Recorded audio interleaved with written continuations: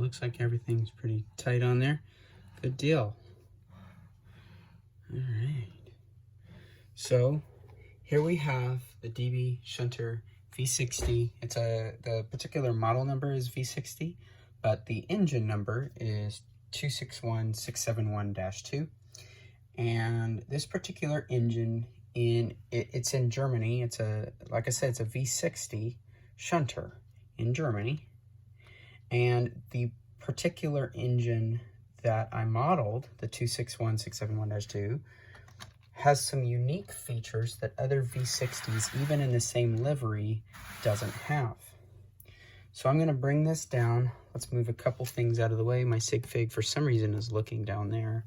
It's just, I don't know. Who knows why? Who knows? Give me a second and I'll adjust the camera. All right. So we're down here now. And so looking at this, there are a few features, like I said, that are different on the 261 that are not on other engines like it. So the same company or the same German company. I don't know much about the company that owns this V60, the 261671-2, and I don't know much about its other engines. I'm just now exploring it and the different sort of company engines that are there. Partially, I don't know because I don't speak German yet. It's one of my goals to learn the language, but that's for another day.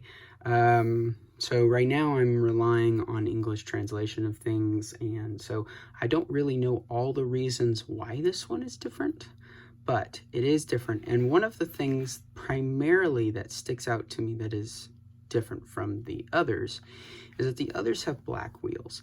This one has red wheels. Now, I thought about painting these wheels, but I decided not to. The real engine has some red and then some black or gray around the wheels, and so that's kind of an interesting thing. I think it's the red spokes, like the spokes are red, and then the actual wheel might be that gunmetal black. And then one of the other interesting features that is actually missing from this particular engine that all the other V60s that I can find in this livery, this blue and white livery, have is some kind of antenna or apparatus. It looks like a tent or a dorsal fin, and it sticks up here, and it's mounted right here. Now on this one, there is a little bit of a nub, and it looks like an attachment point that you would maybe take some hardware or a clamp or whatever, and you would attach that antenna. Now, I don't know if it is an antenna, but that's what it looks like to me. It could be a sensor of some kind or a communication array of some kind. Who knows?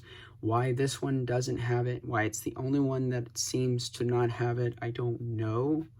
When I was doing some research, I found the Train Sim game, which is a hyper-realistic. I'm not affiliate. This is not an associate of the game or anything like that, but when I was doing my research, I found it and found that it is one of the, I guess, more realistic simulators for operating trains and everything having to do with trains. And so when I was doing it, I was like, okay, well, I guess I shouldn't ignore the video games. You know, I should pay attention to something that has done the research for me. And so I was looking at it, and they had a little bit more roof detail, and they were showing the dorsal fin antenna of sorts. They didn't explain what it was or why it was there, but I could tell. I was like, okay, well, maybe I should add it. I did more research on this particular engine and found that no, it does, in fact, not have that particular feature. So it's not featured on this model either. Now, there's a couple other minor details, like some of the decals are different. Some of the other details are different. But other than that, it's very similar to the others. So now looking at the roof here, I did not get a shot of the roof. I could not find a photo of the roof of this engine until 2 days before the deadline for the Brick Train Awards. For those that don't know, I entered the Brick Train Awards 2024, entered this particular model, and although it didn't win, it did get a mention, so I'm very excited and very thankful for that. Huge shout out to all the winners of that competition. Like, bro, those engines and wagons and layouts were insane. Like, I don't feel bad losing at all. Those were some amazing, incredible models. So congratulations to all the winners. They really did earn it. I'm just happy I got a mention. Like, that's so cool. But before entering the competition, I had 2 days before the deadline, and I finally found an image of the roof, and it took every iota in my body to not just shout yes at the top of my lungs. So I finally found a shot of the roof, and I was like, oh, I gotta change the whole thing. So the only thing originally that I had was just a blank silver roof. I had this 2x3 rounded modified plate with a hole in it. I had that on both ends, so the blue stuck up in the back here as well as the front. But when I found out that actually it's not quite flush, but it just barely protrudes over it, I had to do that, and it was already the right geometry to do that, so I just made it smooth and removed the plate. Additionally, I also had the smokestack here, but other than that, there was only this dish, and it was forward. It was forward by about 2 studs. And so it was about where the train horn is, right? It's about right here. And I had placed it there because, well, I could tell that something was there. What apparently I was seeing was this, but that is actually a train horn off center and turned. So it is actually the correct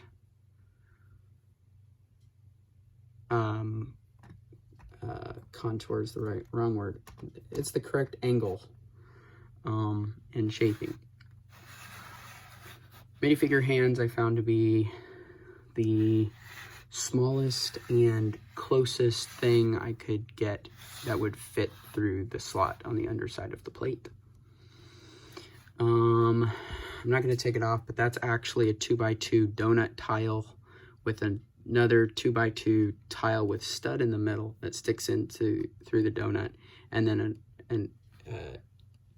I don't know what these are called. I call them boat tiles, but I don't know if they're actually called boat tiles. It's just an inverted, curved 2x2 parabolic tile, essentially, with 4 studs on top. But anyway, that with 2 minifigure hands made an excellent train horn. Now there is a little bit of a gap there, but I don't care really. I mean, I have to live with the fact that it's made of Lego. That is part of the fun of it. And so yes, yes, so I scooted this guy back a couple of studs because I found that to be the correct geometry. And then I want to point out how well those slopes tuck in there. It is perfectly smooth. Let me zoom in a little. Look how smooth that is. Like, oh man.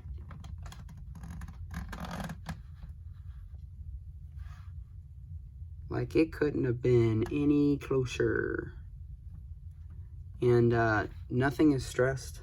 Everything works, everything fits. There's no stressing of the parts at all. It is, in fact, it can be tilted out. And there's a little bit of a space there. And that's just because of the way the roof is built. It's assembled, and there's actually a bracket height underneath. And so when you tilt it tucks right in there. All right. So moving on from the roof. So one of the things about this is that a 1x2 plate does not exist in the metallic silver. Now I recognize that metallic silver is a name, I think it's a name given by both the Lego company and Bricklink to mean two different shades of silver. So this is an interesting topic, but this is the equivalent of what Lego calls silver ink, and what Bricklink calls metallic silver. So it's a very shiny, very galvanized look, and I like that a lot. It doesn't really reflect, I mean, it reflects color a little bit, but it mostly just reflects light, right? Although color is the perception of how light hit. Anyway, but because they didn't make a 1x2 plate in this, I realized I just needed a 2x2 tile modified with 2 studs, similar to how I did here and here for that. Additionally, I bought 1x1 plates in metallic silver, and you can see them on the corner there. But underneath here, unless you're looking up through here, you can't tell that that's dark bluish gray, that 1x3 plate. So, with that said, could somebody still spot it? Well, you'd have to be right next to the tracks, and we don't position our tracks that close to the table. There's always an edge, there's always a buffer. So yeah, you probably could if you were really trying, but I don't know many people that want to like photograph something from way underneath up into something. So I felt pretty confident that was okay. And the dark bluish gray actually reflects light similarly to the metallic silver, just not as shiny, of course. It's just a flatter, but it's very similar in color. And the metallic silver reflects the colors around it. So I felt it was appropriate, an appropriate mix between the blue and the metallic silver. Now, moving on down, we can see this stripe. Let's talk about the white stripes here. So actually, before we do that, I just want to mention the smokestack. Yes, that is a dark bluish gray wheel with groove. I believe there are 2 wheels that have a pin connection like this in dark bluish gray and still have a groove like this, but this was the squattier, shorter in height, you know, shorter in length this way, and compared to its width, its diameter that is, and its length, or height in this case, so diameter and height, it was a good combination, and I didn't mind the fact that there was a gap there. It just kind of added a little detail. This is a cut flex tube, and it just sits on there perfectly well, and then we just turn that, and done. So that's the exhaust stack there. Now let's talk about the stripes. So there are a couple tricks to this. Now, the stripe mainly is created using plates, right? Just plates built in. But if you notice here, there's something interesting going on right around here. What is all that? That's not, so that's actually lifting. That shouldn't be lifting. But yeah, I have to do some care work on that. I got to do some repair work. But what this is, and I'll show some close-up images in the video later, but maybe now you'll see them. But here we have the door. I may or may not edit this video to show that, but anyway, here we have the door, and these are actually stickers. They're folded and they're cut similar to sheet metal and how it's folded and cut, or cut and then folded actually, into box, basically. And then it's surrounding a 1x3 inverted tile with hole in it. And so I just poked a hole there to stick the bar in there. So that was one trick about the stripe. Another trick there is, if we look here closely, you'll notice that there is a little bit of a rail here. Now, on the real thing, there's a little bit of a lip there underneath the window, and I wanted to capture that detail, and I found that rail plates, 1x2 rail plates, were really a clever solution in how to do that. But I still needed to continue the stripe, and a rubber band from the Technic system worked really well. Now, of course, it's not as thick as the rest of the stripe, but at this point, who's really complaining? Does it really matter? I mean, you know, somebody did complain to me about this gap, and they were trying to solve it, saying, oh, you could wrap the rubber band around this, but as soon as you do that, it's gonna pop it out like this. It's gonna pull it. And it would push these bricks apart. So there's no real way to do that, and I'm perfectly happy with that. I'm not worried about it at all. There are gaps in real life, and this is just more natural. Additionally, this blue frame here on this side is faded. The other side is much less faded. So, but there's a little bit of weathering going on. One of the tiles on the front here, I don't remember which one, but one of the 1x3 tiles has some yellowing going on. So we've got some natural weathering, just like the real thing would be. Now this is sticking out half a stud. So that's an interesting little detail. There's a blue railing that sticks out here, so I added the rail plate there. And then for the name plates on the front and the rear, the number does go on a thicker plate there. Now, the number here is taller than and wider, and even the wrong color. It's supposed to be a darker blue, but I thought the black was pretty close, and in some lighting and some photos of the real engine, the numbering looks black. So I figured this was a decent compromise. Additionally, it's 2 plates high instead of 1.5 plates high, but at this point, I'm dependent on LEGO system and the measurements that are restricting that. But I think it's close enough, don't you? Now, in talking about decals, so this just moved because I touched it. I need to be careful about that, but the DB, both on the door panel, this is actually not a door, this is the door, but on the side panel here, as well as here, on both sides, the DB is created using numbers. The same numbers that we find here and here, as well as the front. They are the same.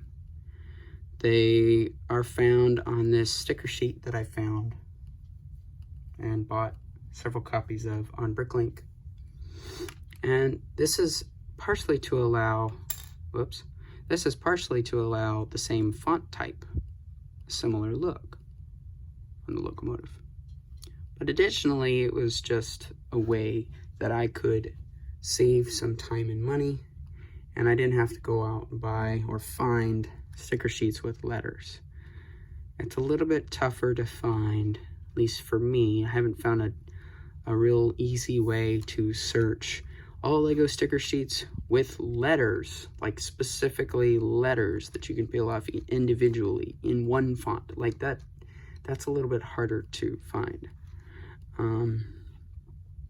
So now this right here, this black outlined decal here comes, so this black outline and this black outline, and on respectively on both sides, as well as this blue here, are all cut from around the sticker sheets. So the sticker would normally be peeled off from there, and I just left the sticker on the sticker sheet and then cut around that and then peeled the border off. The two here, the two on the other side, and the 4 that is barely visible inside this tile are all found. Yes, that is a 1x1 clip tile, and yes, that is a very tiny sticker. Those are all reference designators or ID numbers that are found on every Lego sticker sheet that has more than one sticker. This is to allow for you as the builder, when you are assembling a Lego set, for them to say, put sticker number 3 on there, and then you just go grab number 3. You don't have to guess about which one, because sometimes stickers are very similar to each other. So they want to designate which ones are which. But that does provide somebody like me with very small square bordered numbers.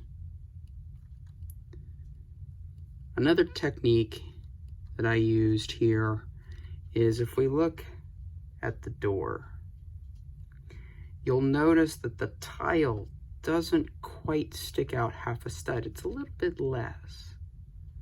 In fact, it's less than the height of a plate. As we can see, next to it is a plate built sideways. And how did we achieve this? So I achieved this by using a tile instead of a jumper, and connected it on a 1x1 plate inside the door. So underneath the tile is a 1x1 plate. And the tile is free to be moved back and forth. This gives the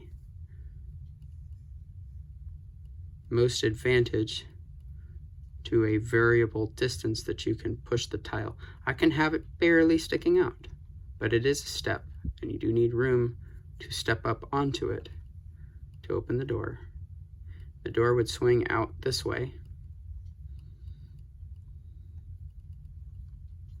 and we can see the borders of the stickers. Now the flap on the sticker there has come up. You can see it bending there. I have to take it apart to fix that. But now these numbers, these are even smaller than the reference designators. What are these? These numbers, as well as this number here in the black border here, those are from the sticker sheets as well. Same 2 sticker sheets that I used. They happen to be the part numbers and the set numbers. This one might be a batch number, I don't remember. But they are printed on the sticker sheets on the white or clear background, and it works quite well. This is supposed to be a plaque, a manufacturer's plaque, and it was supposed to be all black, but I didn't really have, there goes the other side, I didn't really have a way and time to get that to be all black. And then white lettering was also not available. So I did the next best thing, and I created a black border and put black text. And I don't know if it was on the real 261671-2 Deutschbahn V60, I do not know if the manufacturer is the one that made the parts that made the locomotive or just built the locomotive. But either way, we did determine, there was some people on Discord that did help me translate that and find a more in-focus photo of this. And so I thought it was appropriate, because Lego did manufacture the parts that I used and the stickers, to include the manufacturing number of one of the Lego sticker sheets, and of course, the name of the manufacturer of the parts that we all love and enjoy.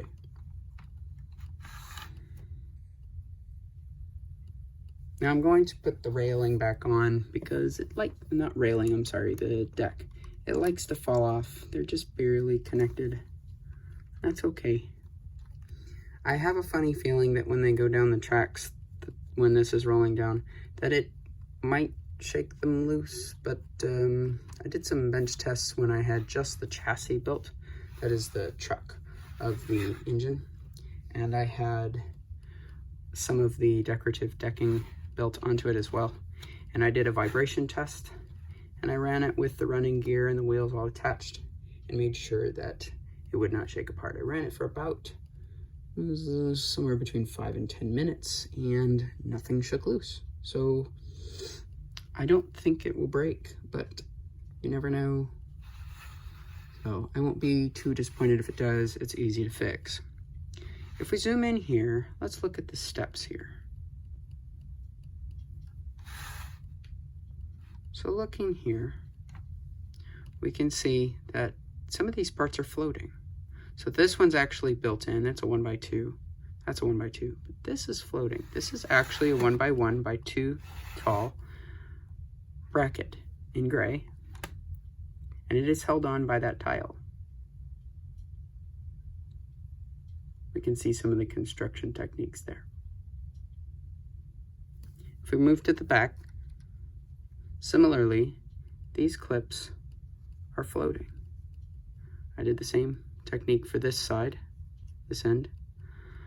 But here, this plate here is connected underneath this jumper plate, which is how the hood, the rear hood, connects. And then the bar connects to it at a perfect height, and the clips are attached to it. That was harder than it looks, especially to get the right height. I simply wedged a plate in there between, but I didn't connect anything. I just on the edge connected or wedged a plate in there, and then connected them, and then connected it to the jumper, and so on. Then we have binoculars and a paint roller for some piping detail, and it's pretty exact to the actual engine.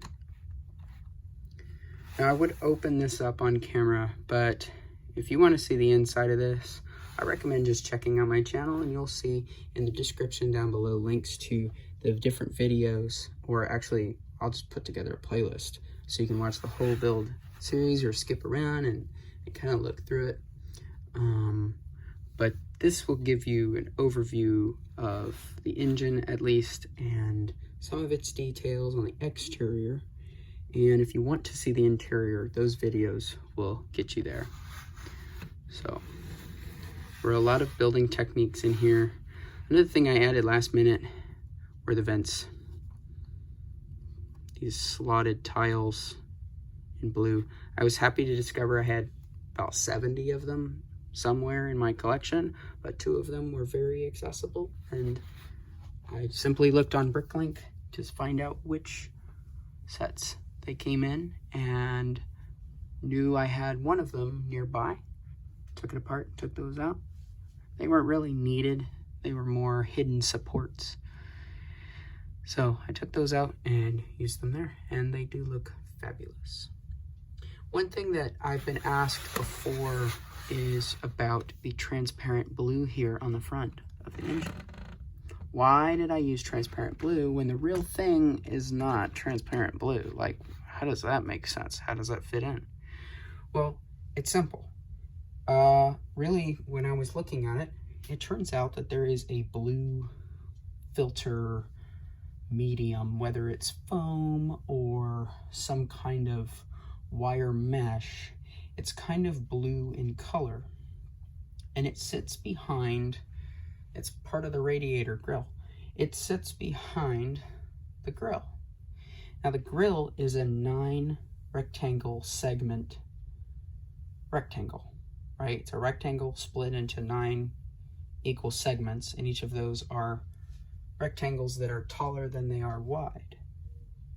So when building this, that is exactly what we have. And the plate with the number on it simply is superimposed over top of it, but it's actually built into it, really. It's not superimposed. That's a digital term, I guess. But in the real locomotive, it's a plate that is attached to the outside. But here it's built in, but it allows for the correct geometry. Now, why transparent blue? You're still not answering the question, Gears. Well, the reason that I chose transparent blue is because when you have those filter meshes and screens and the grill grid plate in the front on the real locomotive, in the correct lighting, it actually creates an illusion that there is a transparent dark blue window in the front of the radiator. So instead of trying to build what I was seeing mechanically, I decided to build the illusion.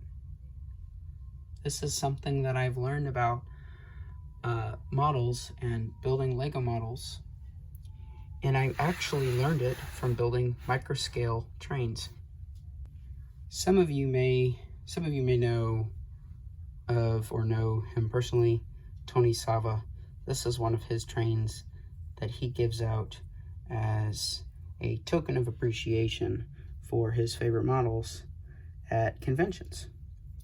And he gave this to me very kindly. Thank you, Tony. Appreciate it. One of the things that models like this have taught me is that at this size,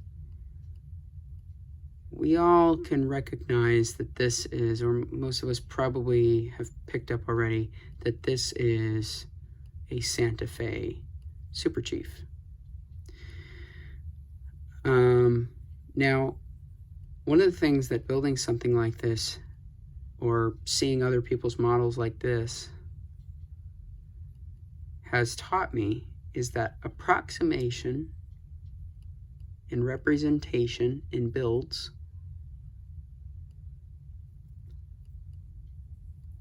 is perfectly adequate for communicating details. You don't need to make it perfect to make it good, to make it really good. So for example, the slope of the front. Okay, so it's not exact, but you're never going to get it exact at this scale. The wheels. I can't remember if the Santa Fe has 6 wheels up front and 6 in the rear, or if it's 4. But let's pretend for argument's sake that you were building a train that had 6 and 6. Well, if you use a roller skate, it's close enough, right? Approximation is sometimes the best representation. That is what I tried to apply here for the front grille. So instead of building a solid blue like the rear is shown on the real thing, or trying to build, well, I did that on the rear, but instead of trying to do that on the front, and just skipping it altogether, or trying to build, a grill behind a grate, behind, and you got all these other details in it, literally build the illusion, and then it just looks like the train.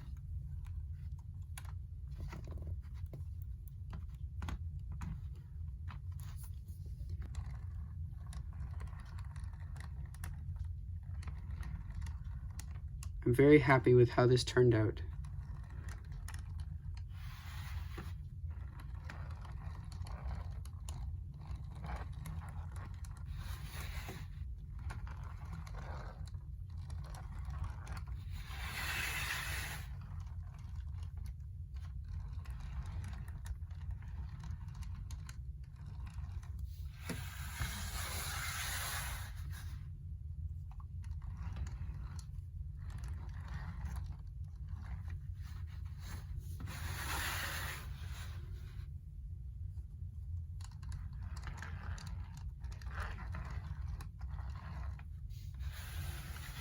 Thank you guys for watching.